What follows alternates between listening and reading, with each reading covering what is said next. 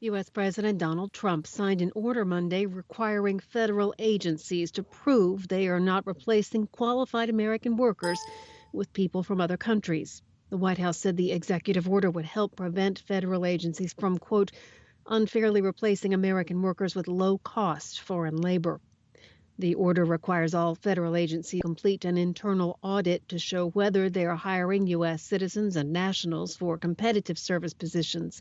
Trump said his move was partly prompted by the announcement of the Tennessee Valley Authority that it intended to outsource 20% of its technology jobs to companies based in foreign countries using H-1B visas. President Trump on Monday criticized a key White House coronavirus advisor after she told a national television audience that a new surge in infections was extraordinarily widespread in rural areas of the country and in cities. Trump sent out this tweet. This is a quote, "Much of our country is doing very well. Open the schools." This came a day after Dr. Deborah Birx, the White House coronavirus task force coordinator, told CNN, and this is a quote, "We are in a new phase. What we are seeing today is different from March and April.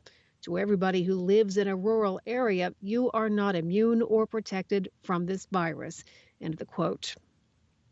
Birx said she had traveled to 14 states over the past 3 weeks and was concerned that people were not taking precautions against transmission of the virus. The U.S. has recorded more than 155,000 coronavirus deaths and more than 4.6 million confirmed infections.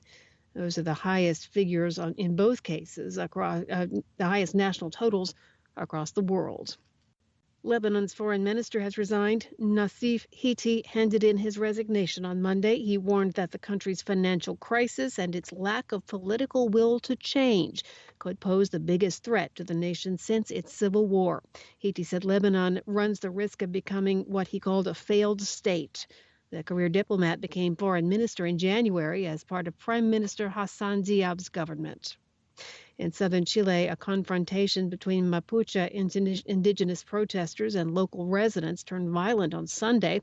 Several government buildings in the Araucanía region were damaged as the violence erupted. Local media reported that residents tried to force the Mapuche protesters out of the municipality buildings before burning and overturning vehicles belonging to them. Chilean police intervened.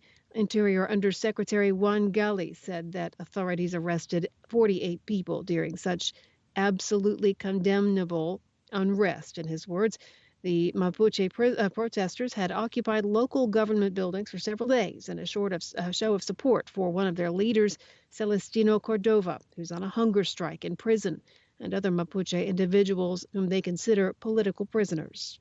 The native Mapuche population, most of whom live in poverty, has been in conflict with authorities since the Spanish conquistadors forced them into Araucanía in the late 19th century after some 300 years of conflict. Mexican police and armed forces arrested the leader of the violent Santa Rosa de Lima gang who have terrorized the north-central region of the country.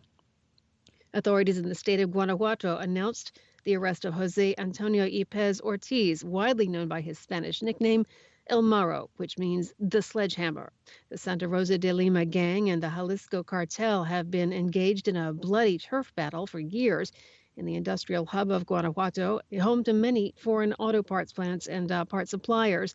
The unrest has turned it into the most violent state in Mexico. 2,293 people have been murdered in the first half of this year alone in the Guanajuato state. In Western Africa, the Gambian government says 3 of its ministers have tested positive for COVID-19.